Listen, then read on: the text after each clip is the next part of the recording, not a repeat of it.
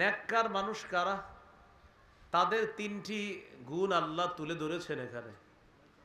আল্লাযীনা ইউকিমুনাস সালাহ, এক নম্বর যারা নামাজ কায়েম করে। ওয়া ইউতুনাজ যাকাহ, যারা যাকাত আদায় করে। ওয়া হুম বিল আখিরাতি হুম ইউকিনুন, যারা আখিরাতে বিশ্বাস রাখে। নেককার মানুষ কারা? যারা নামাজ কায়েম করে, যারা যাকাত আদায় করে, যারা আখিরাতে বিশ্বাস রাখে। আল্লাহ তাআলা বলেন, উলাইকা আলা হুদাম মির রাব্বিহিম ওয়া উলাইকা হুমুল মুফলিহুন, তারা তাদের রবের পক্ষ থেকে হেদায়েতের উপর আছে এবং তারাই সফল কাম। আমি আল্লাহ তাদেরকে সফল বলে কোরআনে ঘোষণা করলাম। নামাজ কায়েম করা, যাকাত আদায় করা, আখিরাতে বিশ্বাস রাখা। প্রশ্ন হলো, নামাজ কায়েম কাকে বলে? মৌলিকভাবে আগে 5টি কথা মনে রাখেন, এরপর আমি আলোচনা করছি। নামাজ কায়েম করা বা নামাজ প্রতিষ্ঠিত করার 1 নম্বর উদ্দেশ্য আল মুহাফাজাতু আলা শুরুতিস সালাহ, নামাজের কিছু শর্ত আছে, এই শর্তগুলোর প্রতি গুরুত্ব আরোপ করা। 2 নম্বর আল মুহাফাজাতু আলা রুকুই ওয়াস সুজুদ, নামাজের রুকু এবং সেজদা নামে অন্যতম কিছু বিধান আছে, এই রুকু সেজদার প্রতি যথেষ্ট গুরুত্ব দেওয়া, এটাও নামাজ প্রতিষ্ঠিত করা। 3 নম্বর খুশু খুজুর সাথে নামাজ আদায় করা মানেও নামাজ প্রতিষ্ঠিত করা। 4 নম্বর ঘরের সদস্যদেরকে নামাজের হুকুম করা মানেও নামাজ প্রতিষ্ঠিত করা, নামাজ কায়েম করা। 5 নম্বর এলাকায়, সমাজে, থানায়, জেলায়, রাষ্ট্রে, সর্বত্র প্রতিটি মুসলমান যেন নামাজি হয়ে যায়, তাদেরকে নামাজি বানানোর চিন্তা, ফিকির, চেষ্টা, মুজাহাদা চালানো, এর মানেও নামাজ কায়েম করা। এই হলো নামাজ কায়েম দ্বারা মৌলিক 5টি উদ্দেশ্য বললাম। 1 নম্বর উদ্দেশ্য পূর্ববর্তী শর্তগুলার প্রতি গুরুত্ব দেওয়া। নামাজের পূর্ববর্তী শর্ত কি? নামাজের পূর্বের একটা শর্ত হলো শরীর পাক করা। শরীর পাক দ্বারা মৌলিক 2টি উদ্দেশ্য। 1 নম্বর ওযু না থাকলে ওযু করা। 2 নম্বর গোসল ফরজ হলে গোসল করা। সূরা মাইদার 6 নম্বর আয়াতে আল্লাহ বলেন, ইয়া আইয়ুহাল্লাযীনা আমানু ইযা কুমতুম ইলাস সালাহ ফাগসিলু ওয়ুজুহাকুম ওয়া আইদিয়াকুম ইলাল মারাফিক ওয়ামসাহু বিরুউসিকুম ওয়া আরজুলাকুম ইলাল কা'বাইন। হে ঈমানদারগণ, যখন তোমরা নামাজের ইচ্ছা করো তখন চেহারা ভালোভাবে ধৌত করো, হাত ধৌত করো, মাথা মাসেহ করো, টাকনু পর্যন্ত পা ধৌত করো। ওযুর ফরজ কয়টা? 4টা। এই 4 ফরজের কথা আয়াতে এসে গেছে। চেহারা ধৌত করা, হাত ধৌত করা, মাথা মাসেহ করা, পাগুলা টাকটু পর্যন্ত ধৌত করা। ওযু না থাকলে, ওযু না করা পর্যন্ত আল্লাহ তাআলা তার নামাজ কবুল করবেন না। সহিহ বুখারীর বর্ণনা 6954 নম্বর হাদিস। হাদিসের বর্ণনাকারী আবু হুরায়রা রাদিয়াল্লাহু তাআলা আন আবি হুরায়রা রাদিয়াল্লাহু তাআলা আনহু আন্না রাসূলুল্লাহ সাল্লাল্লাহু আলাইহি ওয়াসাল্লাম قال لا يقبل الله صلاة أحدكم إذا أحدث حتى يتوضأ। নবীজি বলেন, আল্লাহ তাআলা ততক্ষণ তোমাদের কারো নামাজ কবুল করবেন না যতক্ষণ ওই বান্দার ওযু না থাকলে, বান্দা যতক্ষণ ওযু না করবে ততক্ষণ তার নামাজ আল্লাহ কবুল করবেন না। ওযু না থাকলে, ওযু না করা পর্যন্ত তার নামাজ কবুল হবে না। রয়ে গেল গোসল ফরজ হলে গোসল করা। সূরা মাইদার 6 নম্বর আয়াতেরই পরের অংশে আল্লাহ বলেন, ওয়া ইন কুনতুম জুনুবান ফাত্তাহহারু। মাদ্রাসা ছাত্র ভাইয়েরও আছেন, দেখবেন হেদায়াওয়ালাও এই আয়াত দিয়েই দলিল পেশ করেছে। যদি তোমরা জুনুবি হও, তোমাদের উপর যদি গোসল ফরজ হয়, তাহলে তোমরা ভালোভাবে পবিত্রতা অর্জন করো, গোসল করে নাও, ভালোভাবে তোমরা পবিত্র হয়ে নাও। গোসলের 3টি ফরজ ভালোভাবে মনে রাখা, ভালোভাবে কুলি করা, নাকে পানি দেওয়া যেন নাকের ভিতরের নরম অংশ পর্যন্ত পানি পৌঁছে যায়। মা বোনরা নাক ফুল পরে, কানের দুল পরে।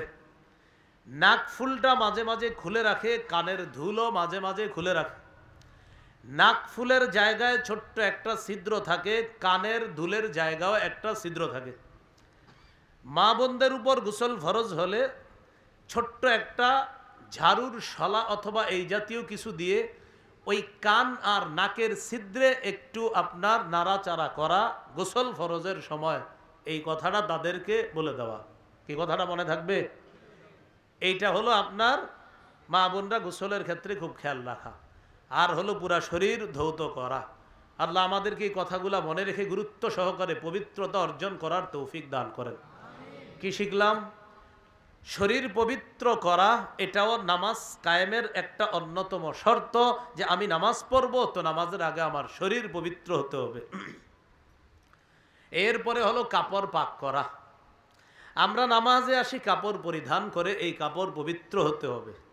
সূরা মুদ্দাসসিরের 4 নম্বর আয়াতে আল্লাহ বলেন, ওয়াসিয়াবাকা ফাতাহহির। নবী আপনি আপনার কাপড়গুলো পবিত্র করেন। সহিহ বুখারীর বর্ণনা 227 নম্বর হাদিস। একজন নারী আল্লাহ রাসূল সাল্লাল্লাহু আলাইহি সাল্লামের কাছে আসছে। জাআত ইমরাআতুন ইলা নবী সাল্লাল্লাহু আলাইহি ওয়াসাল্লাম। এক মহিলা নবীজির কাছে আসছে, এসে মাসালা জিজ্ঞাসা করছে। যেই মাসালাটা জিজ্ঞাসা করেছে, আমরা এখন যারা মাসালাটি শুনবো শ্রদ্ধার সাথে শুনবো, কেউ হাসি দিব না, কারণ এটা একটা স্বাভাবিক মাসালা, এখানে হাসির কিছু নেই। আমাদের মা বোনরা প্রতি মাসে আল্লাহ প্রদত্ত একটা অসুস্থতার সম্মুখীন হয়। এই অসুস্থতার কারণে তাদের শরীর থেকে এক ধরনের নাপাকি বের হয়। এই নাপাকি কখনো কখনো কাপড়ে লেগে যায়। একজন মহিলা রাসূল সাল্লাল্লাহু আলাইহি সাল্লামের কাছে এসে মাসালা জিজ্ঞাসা করলেন, আরাআইতা ইহদানা তাহিদু ফিস সাওবি ফাকাইফা তাসনাউ ইয়া রাসূলুল্লাহ। ইয়া রাসূলুল্লাহ, আমাদের কোন নারীর কাপড়ের মধ্যে যদি অসুস্থতার অবস্থার ওই নাপাকি যদি কারো কাপড়ের মধ্যে লেগে যায়, ওই কাপড় পবিত্রতা করার নিয়ম কি? হুজুর, কারো নাপাকি লেগে গেছে তার কাপড়ে, এই কাপড় কিভাবে পবিত্র করবে?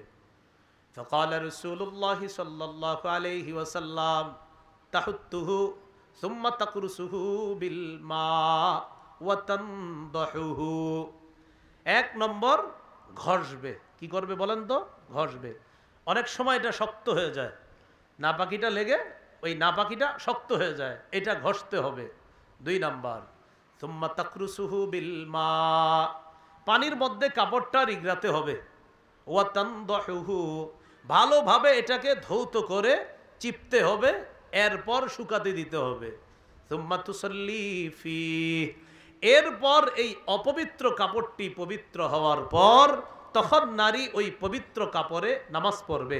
হাদিস থেকে আমাদের মূল শিক্ষা, অপবিত্র কাপড়ে নামাজ হবে না। নামাজের অন্যতম একটা শর্ত কাপড় পবিত্র লাগবে। এই পবিত্র কাপড় পরে নামাজ পড়া মানেও নামাজ কায়েম করা। কথাটা কি বুঝাইতে পারছি? এটাও নামাজ কায়েম করা। তাহলে শরীর পবিত্র করা, নামাজ কায়েম করা, কাপড় পবিত্র করা নামাজের আগে, এটাও নামাজ কায়েমের অন্যতম একটা শর্ত। নামাজের জায়গা পাক করা, এই মক্তবের বাচ্চারাও পারে এই কথাগুলা। নামাজের জায়গা পাক করা, সাফ করা। প্রথমে একটা কথা মনে রাখবো, আমাদের জন্য পুরা পৃথিবীটা আল্লাহ তাআলা পবিত্র বানায়া দিছে এবং নামাজের জায়গা বানায়া দিছে।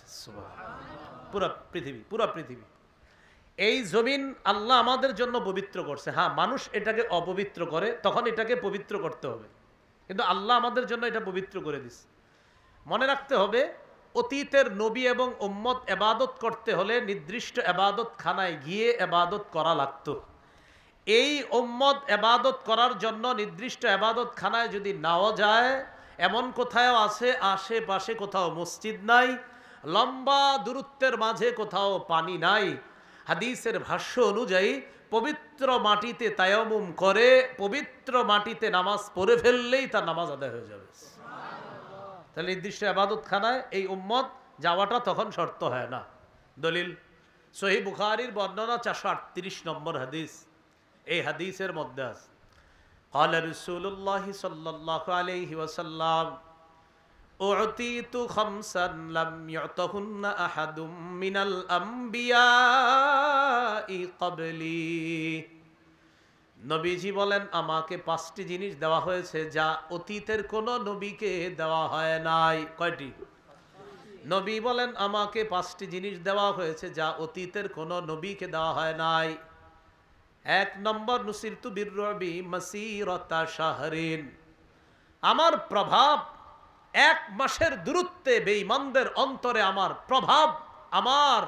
প্রভাব আল্লাহ তাআলা 1 মাসের দূরত্বে এই প্রভাব সৃষ্টি করে দিয়েছে। এটার দ্বারা আল্লাহ আমাকে সাহায্য করছে। 1 মাসের দূরত্বে থেকেও বেঈমানরা আমার প্রভাব তাদের উপরে কাজ করত, আমার ব্যাপারে আতঙ্ক তাদের মাঝে কাজ করত যে কে আসতেছে। এইটা হলো একটা। 2 নাম্বার ওয়াজুইলাত লিয়াল আরদু মাসজিদান ওয়া তাহুরা, আমার জন্য সারা পৃথিবীর জমিন সেজদার স্থান এবং পবিত্র করে দেওয়া হয়েছে। পুরা পৃথিবীর জমিনটা সেজদার স্থান আবার পবিত্র। ফাইয়ুমা রাজুলিম মিন উম্মতি আদরাকাতহুস সালাহ ফালইউসাল্লি, নবীজি বলেন আমার উম্মতের কোথাও যখন নামাজের সময় হয় আমার উম্মত যেন নামাজ আদায় করে নেয়। নামাজের সময় হবে নামাজ পড়ে নিবে। মসজিদে যাওয়ার সময় ঘড়িতে তাকায় দেখলেন যাইতে যাইতে নামাজের সময় শেষ হয়ে যাবে, নবী বলেন ওখানেই নামাজ আদায় করে নাও, তোমার নামাজ আদায় হয়ে যাবে। এগুলো 2 নাম্বার। 3 নাম্বার ওয়া উহিল্লাত লিয়াল গনাইম, আমার জন্য যুদ্ধলব্ধ গনিমতের সম্পদ বৈধ করা হয়েছে। অতীত জামানার কেউ জেহাদ করলে জেহাদের পর যে যুদ্ধলব্ধ সম্পদ পাওয়া যেত এই সম্পদ তাদের জন্য বৈধ ছিল না। রাসূলুল্লাহ সাল্লাল্লাহু আলাইহি সাল্লাম বলেন আমার জন্য আমার উম্মতের জন্য যুদ্ধলব্ধ গনিমতের সম্পদ আল্লাহর পক্ষ থেকে বৈধ করে দেওয়া হয়েছে। 4 নাম্বার নবীজি বলেন ওয়াকানান নাবিয়্যু ইউবাসু ইলা কওমিহি খাসসা ওয়া বুইসতু ইলান নাসি কাফা, আমার পূর্বে যত নবী আছে সবাইকে নির্দিষ্ট এলাকায় পাঠানো হতো। কোন নবীকে 1 এলাকা, কোন নবীকে 2 এলাকা। কথার কথা একই সময় 1 এলাকার নবী একজন আর 1 এলাকার নবী আরেকজন। যেমন ইব্রাহিম নবী 1 এলাকার নবী ছিলেন, একই সময়ে তার ভাতিজা লূত আলাইহিস সালাতু ওয়াস সালাম আরেক এলাকার নবী, মুতাফিকা নামক এলাকার নবী। কে? লূত আলাইহিস সালাতু ওয়াস সালাম। তাহলে একই সময় 2 নবী, এরকম ইতিহাস আছে। কিন্তু আমাদের নবী বলেন ওয়া বুইসতু ইলান নাসি কাফা, আমাকে গোটা জগতের সবার জন্য নবী হিসাবে পাঠানো হয়েছে। এটা 4 নাম্বার। 5 নাম্বার ওয়া উতিতুশ শাফাআ, এই অনুবাদটা আমার সাথে একটু সবাই বলেন, বলেন আমাকে সার্বজনীন সুপারিশের অনুমতি দেওয়া হয়েছে। একটু বাংলা বলছি আমি, কি জনীন? হ্যাঁ বলেন আমাকে সার্বজনীন সুপারিশের অনুমতি প্রদান করা হয়েছে। সার্বজনীন সুপারিশ কি? কিয়ামতের ময়দানে সবাই টেনশনে থাকবে, নবীরা পর্যন্ত নফসি নফসি করবে। এই পেরেশানির অবস্থা থেকে মুক্তির ব্যবস্থা কিভাবে হবে? আল্লাহ রসুল এই সার্বজনীন সর্বপ্রথম সবার জন্য সুপারিশ করলে আল্লাহ তাআলা এই পেরেশানির অবস্থা দূর করে কিয়ামতের ময়দানে সর্বপ্রথম আল্লাহ বিচার ব্যবস্থা কায়েম করবেন। এই সুপারিশের অনুমতিটা আমাদের নবীকে দেওয়া হয়েছে। এখানে আরেকটা বিষয়, একবার এক ফেরেশতা নবীজির কাছে আসছে, তিরমিজির বর্ণনা। নবীজি বলেন আতানি আতিম মির রব্বি, আমার কাছে আল্লাহর পক্ষ থেকে একজন ফেরেশতা আসছে। ফাখাইয়ারানি বাইনা আইয়ুদখিলা নিসফা উম্মতি আল জান্নাহ ওয়া বাইনা শাফাআ, আমাকে 2টি বিষয়ের একটি গ্রহণ করার অনুমতি দেওয়া হয়েছে। আমি যদি চাই আমার অর্ধেক উম্মত জান্নাতে নিতে পারবো। সুবহানাল্লাহ, আমাকে ইচ্ছাধিকার দেওয়া হয়েছে, আমি চাইলে আমার অর্ধেক উম্মত জান্নাতে নিতে পারবো। ওয়া বাইনা শাফাআ, আমি চাইলে আমার উম্মতের জন্য সুপারিশ করতে পারবো। তবে 2টা নেওয়া যাবে না, যে কোনো একটা। হয়তো অর্ধেক উম্মত জান্নাতে নিবেন, না হয় সুপারিশ করবেন। হাবিব আপনি কোনটা চান? আমাদের নবী বুদ্ধি করে বললেন, ইখতারতু শাফাআ, আমি সুপারিশ গ্রহণ করে নিলাম। কেন? আমার অর্ধেক উম্মত জান্নাতে গেলে বাকিদের কি হবে? এই জন্য আমি সুপারিশ করে আমার ন্যূনতম একটা উম্মতকে আমি জান্নাতে নেওয়ার চেষ্টা চালাবো। এই হলো নবীজিকে 5টি জিনিস দেওয়া হয়েছে। তবে আমাদের মূল উদ্দেশ্য এখানে হলো একটা, সেটা হলো গোটা জগৎ আমাদের জন্য পবিত্র। গোটা জগতের সব মাটি পবিত্র, অপবিত্র হলে এটাকে পবিত্র করে নেওয়া। এইটা হলো নামাজ কায়েম করা, যে নামাজ যেখানে পড়ব সেই জায়গাটা পবিত্র আছে কিনা চেক করে যদি দেখা যায় কেউ অপবিত্র করছে, এটা পবিত্র করা মানেও নামাজ কায়েম করা। সতর ঢাকা, কি ঢাকা বলেন তো?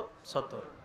সূরা আরাফের 31 নম্বর আয়াতে আল্লাহ বলেন, ইয়া বানি আদামা খুযু যিনাতাকুম ইনদা কুল্লি মসজিদ, হে আদম সন্তান তোমরা প্রত্যেক নামাজের সময় বেশভূষা ধারণ করো, গ্রহণ করো, সুন্দর পোশাক পরো, রাগ করবেন না।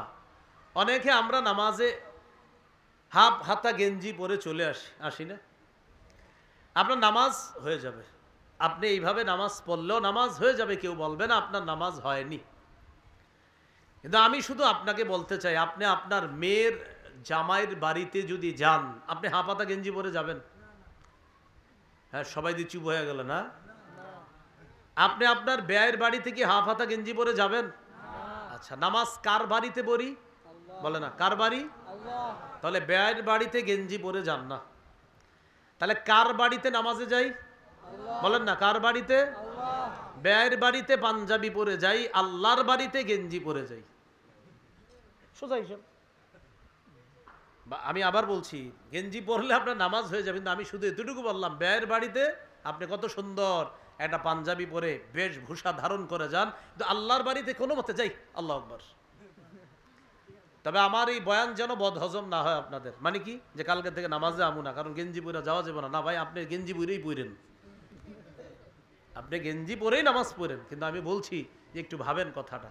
আল্লাহ আমাদেরকে কথাগুলা বুঝার তৌফিক দান করেন। একটু সুন্দর পোশাক পরে আল্লাহর সামনে দাঁড়াবো, ঠিক আছে না ইনশাআল্লাহ? এই গেল আপনার সতর ঢাকা।